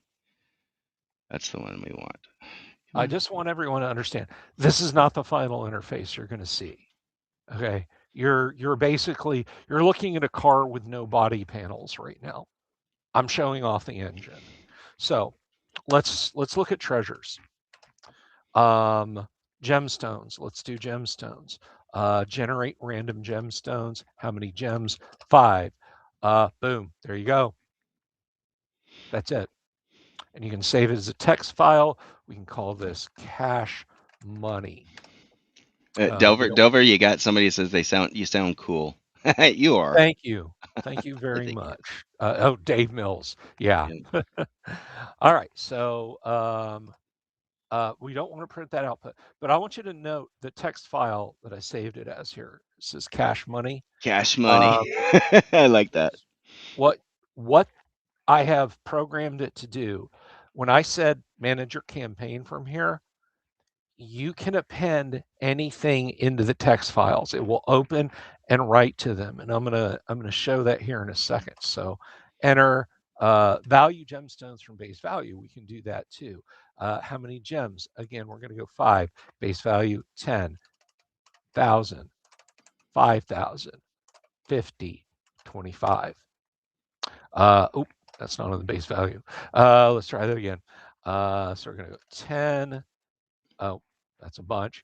And then you just doubled 1, your number you got to put in there. 10, 10, 100, 100, 1,000, 1,000, 5,000, 5,000, 50, 50. And it goes through and it rolls on the table to see if there's anything exceptional. The only thing we got was the garnet, the sardonyx, and the star rose quartz. So it Uh, actually knows the values, and then it finds the appropriate gems that are of that value. yes. Now, you note I just went to save it as cache money. Cache money already exists. Overwrite, merge with existing file. Mm. So we can do that. So we can add it in there. We're not going to print again. All right. We can do the same thing with jewelry. How many pieces of jewelry? 5. Boom. Right there. Save as text file. Cache money. Merge with existing. No print. Enter. Map generator. You guys want a treasure map? Those pop up in loot piles all the time. There's a treasure map generated. Look at that. So this is a much broader DM tool. Is that fair to say? Yes. This is I Crom mean, is it's like basically Crom the in that yeah. it's a tool, but it's not Crom is very narrow in its focus. Crom creates characters at the end. This, again, if there is a mechanical thing in the Dungeon Master's Guide, this will do that work for you in it. Right. With exceptions, I am not building in a combat computer. This will not run combats for you. You still have to DM, you still have to do stuff. That is absolutely 100% on purpose. So Yep. when this is finally released, don't ask me for that because I'm not gonna put it in. You still got to play your game. This isn't a video game. This is Amen. not a simulator. So we're not going to print that. And let's see, treasure generator. Who doesn't like the huge red dragon's treasure? H, S, T. And look at that loot haul. 34,000 gold, all of these gems, all of these potions. Clairaudience. So A couple of potions of clairaudience. Yeah. Control undead. again, we can append this. And you can do that until I don't know how big a .text file can be in Windows these days, but I guarantee you can append this to your heart's content. I can tell you. Well, All right. I'm not sure, but I think there used to be a 2 gig limit, but that's You're not going to make you're a not 2 going to have gig 2 gigs. text file. Yeah, that would be insane. So, treasure type builder. You want to make your own treasure type? You can do it. You can say this much gold, this much silver, this much platinum, this much copper, this much electrum, this many gems, this many jewelry, these magic items. You can do it all in treasure type builder. So let's quit out to the main menu because the thing that I think people are really going to like. Now, there's a lot of stuff that's not plugged in yet. Encounters isn't working, and travel isn't working, and tools. Tools is going to be a lot of file handling stuff, but So where are you going with the travel for encounters and that yes, type of okay. thing? So travel is basically, your group says on Monday night, you got another game Wednesday night. They say on Monday night at the end of the game, okay, we're going to go from Greyhawk to Verbabank. Cool. You get out your map. You'll count the number of hexes. Mm-hmm. They're on foot, so it's going to take them this long. The terrain type of all of those hexes.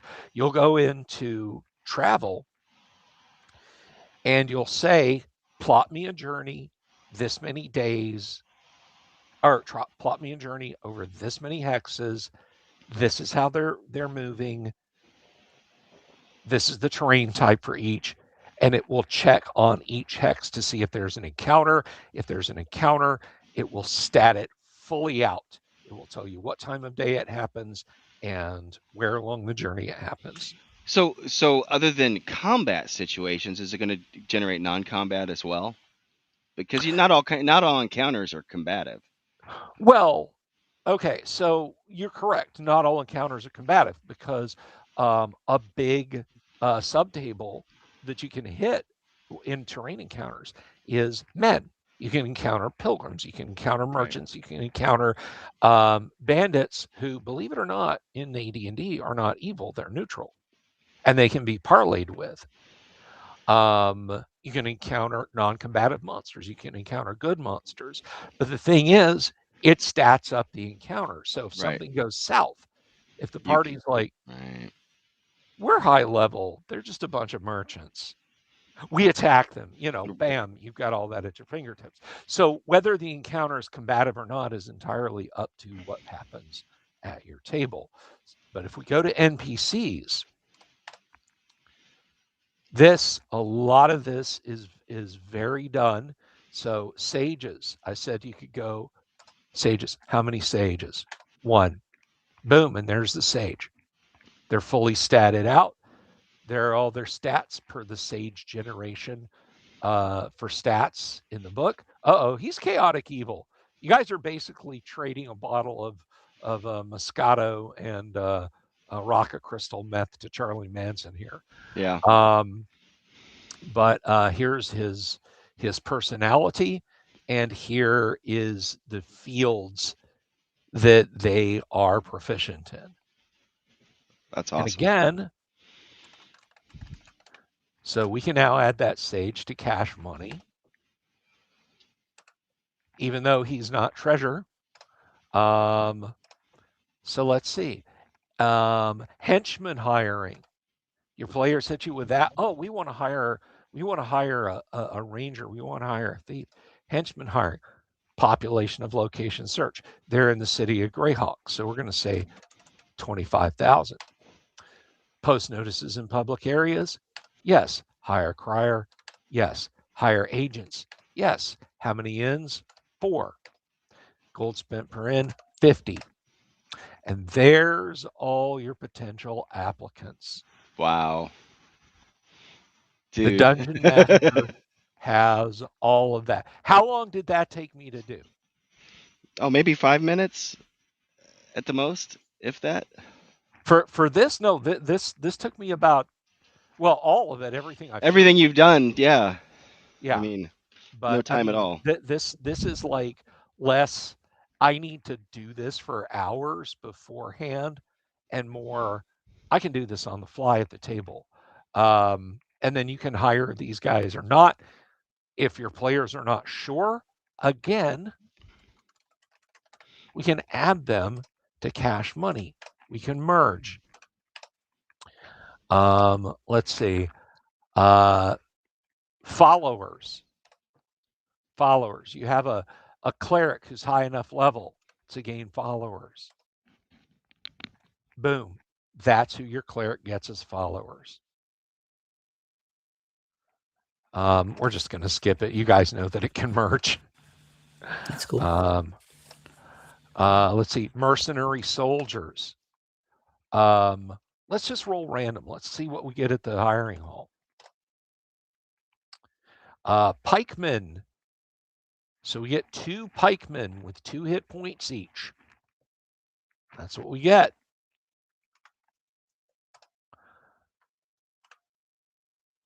Oh, I saved it as text file Q. Whoops. Forget my own key inputs. Expert hirelings. I don't think we have expert hirelings programmed in yet. Other NPC tools, no. So now monsters. I don't have all the monsters input yet. But so far, this is what I've got.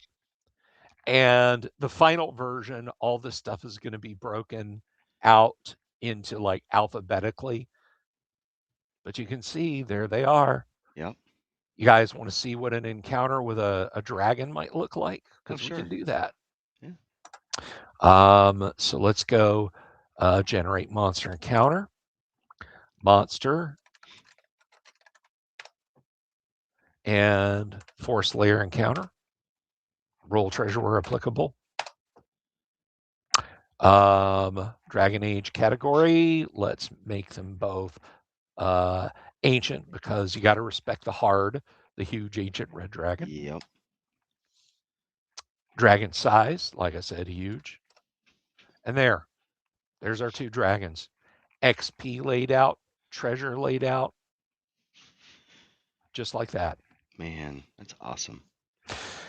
And that's where I'm at right now. That's what I'm up to.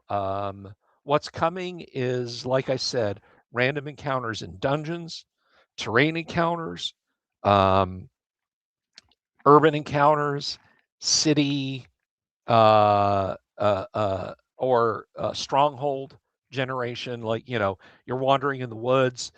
A lot of dungeon masters miss this, but when you're supposed to be, um, when you're generating these random encounters, one encounter in 20 is with a fortress. More likely than not, it's deserted if you're just kind of bumping into it out there, but it could be occupied. It could have NPCs in it. What are those NPCs like? Yeah. And it will be generating all of those NPCs right there. So that's where familiar is developmentally, and that's what it does. I mean, it already does a ton of stuff, dude. I mean, Yeah. that's pretty impressive.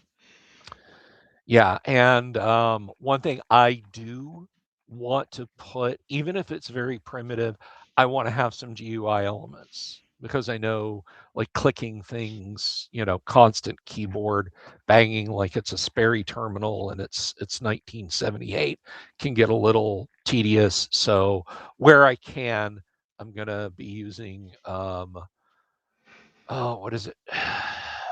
Hang on. Because I actually have a tab on my browser. Let's see. Um, Hang on. It's going to be one of the GUI builders that sits on top of Python. Um, Yeah. I just don't remember which one it is now that I had ultimately settled on. Using Pi 3 or what do you, Like 3.13, whatever the yeah, latest that's is. the latest one. Yeah. Yeah. Yeah. So you asked, and that's No, dude, that's totally awesome. um Go back to normal view here. Yeah. Some people, there was some discussion in the chat about weapon speed. What's your feeling on weapon speed? Did you like it or not? Me? Yes. It is ideal for breaking ties. Um, it is very, very useful for determining whether or not you can smack a spellcaster before they can get a spell off, or what have you. You know, Yeah. um, it can weapon speed to me is really key. It was a tiebreaker type thing. Yeah. Um, that's that's kind of cool. Uh, damn, you put a lot of work into that. What's your ETA on it? Um, Next couple of weeks, I hope. Right Yeah. now is the grind, and I'm going to tell you straight up. I wrote a tool that will like, I cut and paste out of the, because here's the thing, and I know I didn't show this off, but there's a monster builder Hmm. in the software, and all the monsters are going to be stored in a very simple database format, CSV. Yeah. Um, and the monster builder, like, hand entering that stuff was just murder. I'll bet. So what I did was I cheated a little bit and I said, hey, Grok, write me an application that'll break this data into CSV format. And so, basically at that point, I'm copy pasting entries out of the Dungeon Master's Guide into my little app that I built Yeah. to ingest into my CSV. Yeah. So I'm not really doing any code until I get all the monsters input, because I can't test harness anything until I have a full complement of monsters. Because if I build the encounters, it'll go looking for stuff that's not there. You Uh, know, it's like, oh, you rolled a 55 and you're in Winter Plains. Yeah, that's supposed to be, you know, um, this kind of monster that you don't have. Okay, I'm bending. Well, did you crash because it doesn't have what I need in it, or did it crash because something in the program is broken, you know. Yeah. Oh. So Look, I got somebody. I got a bot to block on Twitch. That's the downside to Twitch. Ah, but yes, don't do anything with that company. yeah, they used when I first started streaming on YouTube, they were bad. They Oh they yeah, were really bad and even on on YouTube they were bad. Yeah. on YouTube, but then one day they just got better. It's the people that are weirdos now. Although I gotta say, like, you know, just what was it? I was sitting there, and I'm not making a comment about any one thing or the other, but I was sitting there in the stream, and somebody commented. This was not one of the regulars, or if it Hmm. was, they were alting just to yank my chain or something. But this random person with, like, kind of an RPG-ish user handle says, "I sense a very dark trans energy coming from you." Oh, And I'm just like, what? what? What? I literally, I'm just spieling, I'm going on, I'm rolling through the live stream, everything's hunky dory, and this person posts that, and it was like, when you're blasting up the highway and there's a cardboard box, shit, okay, and you're like, oh, I got to slow down and swerve around that, and you just kind of think for a minute, like, what was even in that? Yeah. It's the weirdest fucking thing. But yeah, fortunately, no spam bots on YouTube. Yeah. Uh, let's see. I think they're talking about Joe Block stuff. Greyhawk Grognard. Which his stuff is what more 2E, isn't it? I think that's what he's into. Have you met him or ever talked to him before? I've talked to him. I've never, like, and not for a lack of desire or anything. I've never collabed with the guy before. Yeah. So, and I mean that's not a commentary on dude or anything like that. It's just, Well, you he's a know, huge Greyhawk. Obviously, yeah. he goes by Greyhawk Grognard. So, he's Greyhawk is his bread and butter. And he, As it should be, as it yeah, should. and he's a um he's got Adventures Dark and Deep is what his system is called. Adventures Dark and Deep. So Oh, so like that's actually his thing, because I yes, see him talking about it. Oh, okay, very cool. yeah, I met him at let me get up here and I met him he was at CNY Con, uh, and I've got 3 of his books now because I wanted to pick him up. Um, I mean, and these are not, you know, thin little books. So there's his bestiary and his core rule book, you know, and uh, and then he also, of course, Castle of the Archmage, you know. So Castle of the Mad Archmage.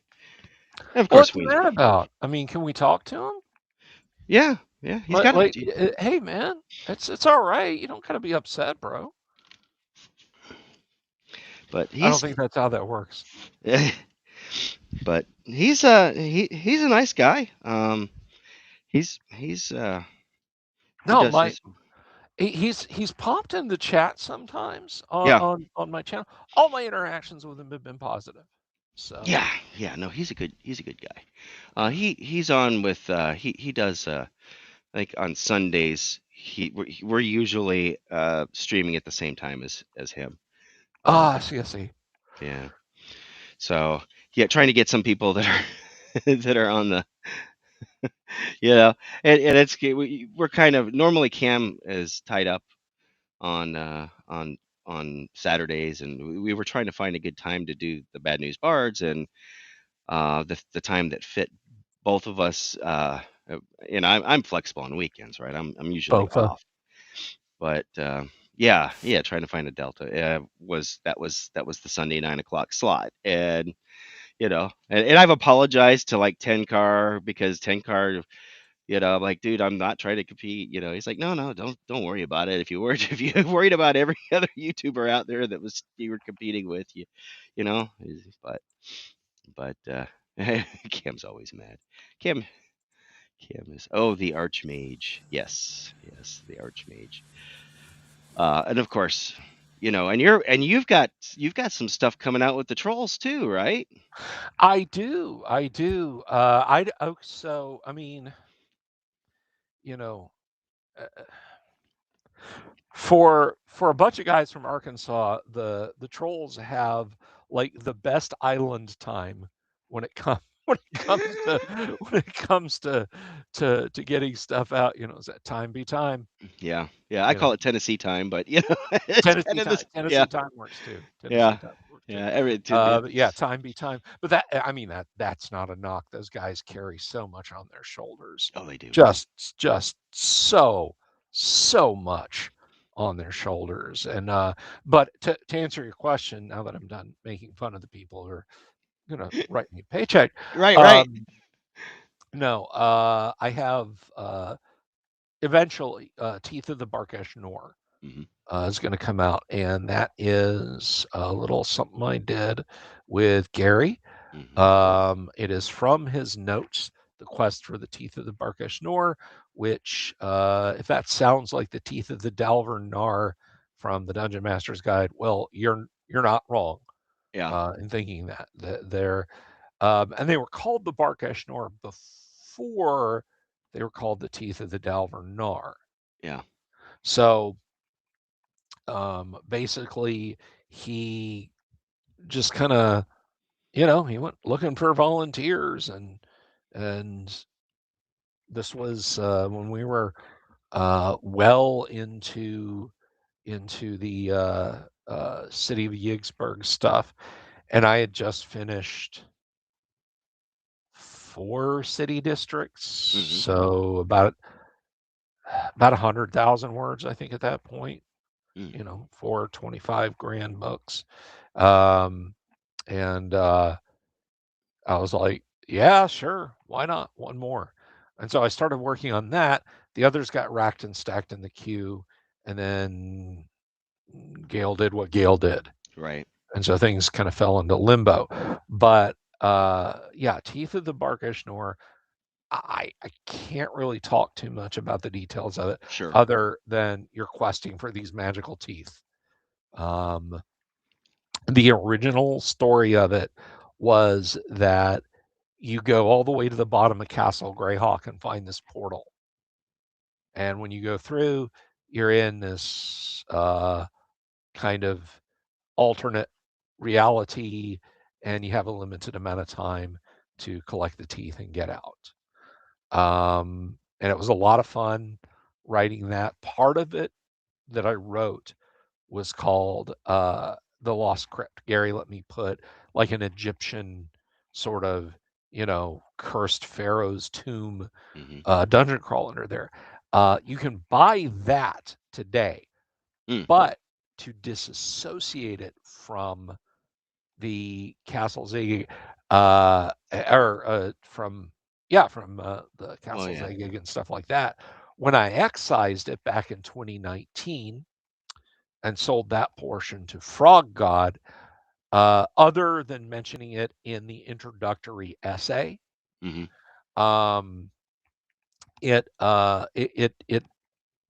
like there is no, if you reach this point in the module, now go to this encounter area in Teeth of the Barkesh Nor and continue the adventure. If you buy the Lost Crypt and then get Teeth of the Barkesh Nor and ask me, hey Bill, where does this fit? I will gladly tell you and tell you how to fit it in. But I was able to separate um, the Lost Crypt because I wrote it entirely myself. I Yeah. asked Gary if I could put that in there, and he looked at it and said, "Yes, absolutely." Oh, that's cool. So that's how Teeth of the Bark Eshnor has like an add-on expansion pack, a DLC, if you will. That's kind of cool. That's kind of cool. There was a question in the chat. Dave Mills is asking, they're going to be like the teeth of Vecna, basically. Is that kind of You know what? That's not a bad a bad comparison? analogy. Yeah. Yeah, Yeah. kinda. I mean, Yeah. that's not a bad not a bad assessment. I would say each tooth is it probably has a different property or ability or something like that, or does something different. But Yeah. it's the whole quest, right? It's the quest for it. Is Yes. that yeah? So Yes. trying to recover these teeth. Yeah. Lost Crypt was just like I said. It was like this Egyptian tomb, and I back in 2018, 2019, did not ever see Teeth of the Barkish Nor coming out. Now I could not just turn around and say, screw it, I'm going to sell it anyway, right? I'm just going to get somebody to publish it anyway. Right. But with correct consultation to people who know, I was able to take the thing that I wrote, the Lost Crypt, Hmm. excise it, remove any potential references to Barkesh Nor other than in the introduction saying, Right. hey, this is kind of where this came from, and publish it because I wrote the dungeon in its entirety. Right. It's So totally yours. Was not done under any other type of contract or anything. correct. Um, And can I just make fun of Dave Mills, who said something in the comments to the sure. effect of, we need a 5 or 6 night a week AD&D channel. Hello. Have you met the Dungeon Delver? He knows. Is He is knows. is he one of your regulars? I see Dave around. Yeah. Okay. Okay. Uh, Because I'm like, that name sounds familiar. Where's the Lost Crypt?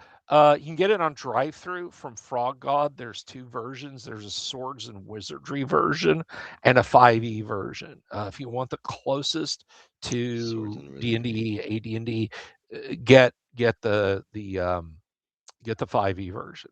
Really? Uh, I mean, get the Swords and Oh, Wizardry version. okay. Don't get the Okay. You 5e threw me version. off there. I'm like, yeah. Entire.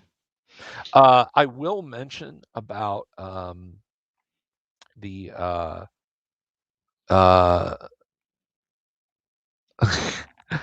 Dave said, I've never heard of him. I will mention though that I don't know when Teeth of the Barkish Nor is going to be released. I don't. That is up to Troller Games, but Lost Crypt is out now. Also, Lost Crypt. I don't know that Frog God has any physical. I'm not in control of Frog God or Necromancer, but I am going to say that if they were going to do another print run of Lost Crypts, they could do worse than to print it when Teeth of the Barkish Nor comes out. I'm just saying. Yeah. Yeah. And that would be it could be a good, tie-in. Yeah. Would you go through that to get then to Teeth of the Barkesh Nor, or is it the other way around? No, it is its own Adventure. mini adventure Okay. inside the whole adventuring area of Teeth of the Barkish Nor. So it would be something that you could place in there and it would fit. Yeah, Yeah. yeah. But I will say this: Teeth of the Barkish Nor does not suffer for it not being in there. Understand that is literally something I said, hey Gary, I think this would be cool to put in there. And he was like, yeah, let's put that in there. So it's not like, well, it's not in there, so it's not good. Yeah. Not at all. It's I just thought, Yeah, cooperative waffles. Yeah. You said they can get it on drive-through? yes, they Okay. should be able to get it on drive-through. It does have art by Tracy Lesh. I asked Matt when Matt was working Of course. for Frog God, Matt Finch. I said, Mhm. hey, I really want to get Tracy Lesh artwork in here. So they were able to budget out a piece. So there's a very cool piece of artwork by Tracy Lesh. And if you don't know who Tracy is, Tracy worked for TSR. Tracy was like one of the OG TSR employees. Right. And he did the illustration for the Mind Flayer, the first ever illo for the Oh Mind Flayer and the yeah. Roper and what a Lich looked like and stuff like that. Very very much the what would you say, the Prototype. Cthulhu-esque type creatures. Yeah. The those that yeah, that's kind of cool. And am I right? Did you get him uh hooked up to do some art for this on the trolls? Yes. Yes. I when Stephen just out of the blue said, "Hey, we want to publish this. Do you still want to write it?" I was like, "Hell yes, I still do." Um, but I I did say, "Yeah, I want art by Tracy in there." So there's going to be Tracy Lesh art in uh, Teeth of the Barkesh Nor. That is awesome. So it is as old school. It is as old school as I could humanly make it. He's got so Cooperative Waffles. If you don't know, I know him through he's one of the regulars on the Trollord Games Twitch stream. So that's why he's asking all these questions about it. Uh, So he wants to know when we have Castle Zaggig 2, can we put the link to Teeth in there? I mean, that's if you're asking me if I care, I don't. If you're asking me how to, I don't know because I don't have Castle Zaggig 2. I have very little swords and wizardry stuff. I have the Gray Book, Mm, the big City of Yigsburg Castle Zaggig book, but it doesn't have like any dungeony stuff in it. All that I think was upper works and things like that. So I'm not sure where Troller Games would want to plug that in. hmm Um, but no, Mac, that's Tracy TracyLesch. Tracy Lesh. Lesh. Not Although he did work at the Playboy Mansion did after, he really? yeah, Tracy Up in Wisconsin? up Just just up the street in at the Playboy Resort in Lake Geneva. which He is got a now job. where what? Is that where EggCon was? Or No, EggCon is not big enough to pull uh, that. Although they're moving it to winter, maybe they'll do something because they're putting it in like early November, so I'm not sure what the vacation prices will be like. But they're moving EggCon next year. Is that what you're yes, saying? time wise, they're moving EggCon from Mm, July to November, and that makes me sad because I hate the cold. I I, yeah, me I hate too. the cold. I hate it. I do not like it. I like Sam, I Wisconsin. am. I'm with you, man. I slid off my driveway. I grew up down there with you, Yeah, right? I grew up. I lived in Florida from '82 until I moved up to Tennessee, with a couple of exceptions. And I learned how to drive in snow here in Tennessee when I moved here the first year.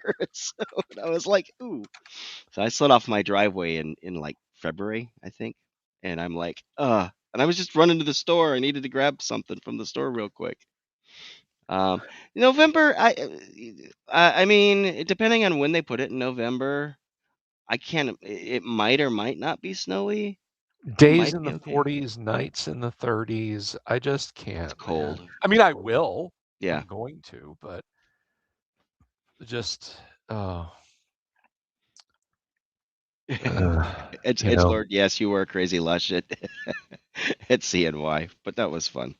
Um, yeah, no, I kind of liked the fact that it was in July, you know? Yeah, yeah. I mean, July in southern Wisconsin, it was beautiful. People are Right. like, it's so hot. I'm like, no, it's not. Not for No, it's no not. no. Come down to Florida. Yeah. Come on into hell's blast furnace. Yeah. Well, yeah. Um, man, I don't know. Oh well, man. So you're up late. Burning the Midnight Oil. Were you streaming earlier? Me? Yeah. No. No. I've just been well, I'm burning the midnight oil. It's only 11:30. Yeah. No, I've been grinding on familiar. Just I gotta get all the data entered in, and then once I do that, I can whip back around and start working on actual core functionality, deciding what I want to do, things that I want to put in there. One thing that I've been sitting on the fence, Mm-hmm. I'm going to see how hard it's going to do, and I might release it without this module, but put it in a later update. Uh, I don't want to Osborne effect myself though. yeah. But and that is the random dungeon generator. You actually gonna have it draw a dungeon out using the dungeon generation I'm rules? thinking, yeah, I'm thinking I'm gonna have like this'll generate a dungeon per the dungeon master's guide, kind of, you know, Yeah. just Just kind just of blow it out. run the random rules and stuff like that. Yeah, go 60 feet, make a check again to see if there's a room, what side it's on, et cetera, et cetera. Yeah. Well, that sounds awesome. Cam, you've been quiet for a while. Are you back yet? He sent me a message in the private chat. Says be Yeah, right I back. don't. I mean, I feel like I just barged in, and I'm so No, that's okay. sorry. I was just gonna open boxes, but but my wife wants me to run to the store before they close, and Oh, they okay. close in about 20 minutes. So fortunately, we only live like a mile from there. She works there, and she's like, I don't want to go to work tonight. I'm off tonight. You go to my work. Go buy stuff. She picked me up a couple of coffee mugs that for like 325 a piece as a Vader and a Stormtrooper one. So they're up on my little ledge up there in the background. Um, yeah, I'm like, that's a good deal, man. $3 for a thing. So, but is it gonna fill the dungeon dressings too? Yeah, that's my plan. If I implement that, if I get that deep in the weeds, I'm gonna have it like, yes, there's a broken arrow, yes, there's a split open shoe, a bent copper coin, et cetera, all that stuff. Laughter in the distance, rattling chains, foul smell from the east, that kind of thing. Oh, that's awesome. That is awesome. Yeah. Well, that'll be useful even if you're not playing first edition. It'll work for any edition, really. And that, somebody asked me last night when we had a near total party kill playing Expedition of the Barrier Peaks. Mm-hmm. Um, and it was just from spider bites too, just phase spiders. I was as surprised as anyone else. It wasn't a killer robot, wasn't reactor leak, wasn't somebody picked up a protein disruptor and pointed it at their face, and then somebody did it again, and then somebody did it a third time. No, it was phase spiders that dropped on the party from above. Surprise, got a segment of surprise, and bite, bite, bite. Give me 3 saving throws versus poison. Fail, fail, fail. Yeah. Wow. And the person who lived didn't have neutralized poison. But no, I was telling the group about it. That just quick on the fly generation with Crom is so easy. But Cooperative is talking about solo players. He said he'll love it with that added to it. Um, yeah, I was like not a big fan of the solo concept myself. I'm like that's like a new idea. And of course I have Merle Rasmussen coming on tomorrow night, right? Did I tell you that? yeah, lucky you. That's freaking I awesome. had Alan last week. He was your roommate, right, up there. Yeah. And then I've got Merle coming on, and I said in my best Paul Harvey voice, and now the rest of the story. Yeah. Because Good day. Good day. Yep. But no, Listening on 580 WDBO. oh man, that's bringing back some memories. Do you remember when it was 58 when they called themselves 58 WDBO? Yes, I had a yes, I bumper do. sticker that said 58 WDBO. WDIZ, Well, that was Orlando rock. That Rock was Rock Station. 100. Yeah, Rock 100 DIZ. WDIZ. Yeah, and that was before WJR took over. Yeah. K92 FM for your country music I needs. so did you ever listen to country or anything like that? Only when I was not in control of the radio dial. Oh, okay. Buddy of mine, um, it went by the radio name Dave Matthews. I knew him. He was a ham radio operator, and that's how I knew him. KE4VNA was his call sign. He was an awesome guy. He worked at Star 94.5, K92 FM, and 580 W. They're all it's one conglomerate, right? They're all in the same studio up there, right next to Channel 6. So, Yeah, yeah. at least they used to back in the day. I don't know anymore. WCPX or WKMG? Ah, that's a throwback. Ah, WCPX, yeah, yeah. Well, KMG was what after that's supposed to be for Catherine Meyer Graham or whatever. yeah, named it After, after his wife. yeah. But yeah, I remember WCPX, and I remember Danny Trainer being the weatherman and Mike Storms being the Yes. sports guy. I was Yeah. always used to think that was a And weird combination. so two pieces of local history which people may kind of be interested in, but I'm just gonna you've activated my trap card for pointless history. Yeah, But so Danny Trainer, uh I'll just say this. It is alleged Danny Trainer I know where had, you're going. I'm sorry? So I think I know where you're going with this. Go Danny ahead. Trainer had a drinking problem. It is alleged. Just a little. But the thing about it is he was always like super nice to people. Yeah. He just could not do that. So it is alleged. Yeah. But he actually had a chance to slot in national spots. Oh Like wow. ABC sometimes would say like, okay, and now for the forecast, let's go to Danny Trainer in Orlando, Florida, and his 5 minutes of fortune would be to read off the national weather, and he never had a problem. And there were rumors that like there were national news agencies that were like, this guy's got the stuff. This guy's a drunk. We're not going to hire him. Yeah.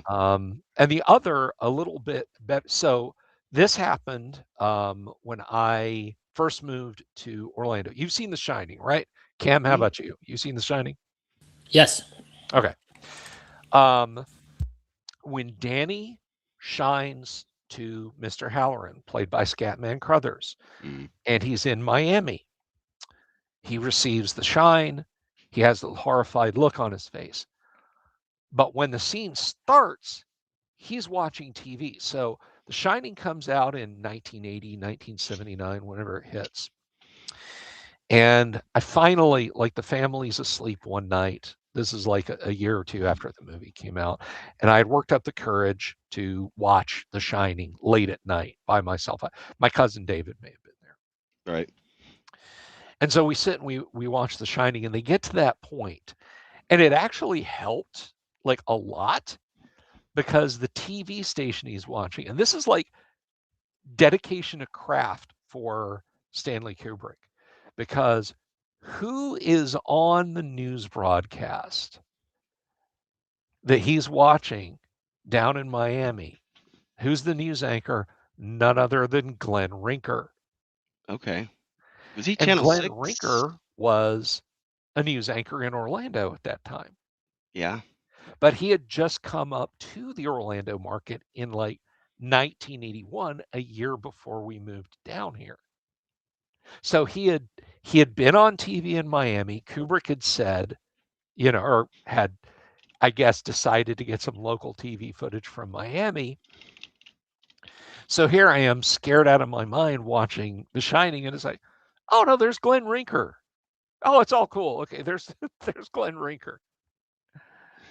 So yeah, just a little bit of Orlando trivia history.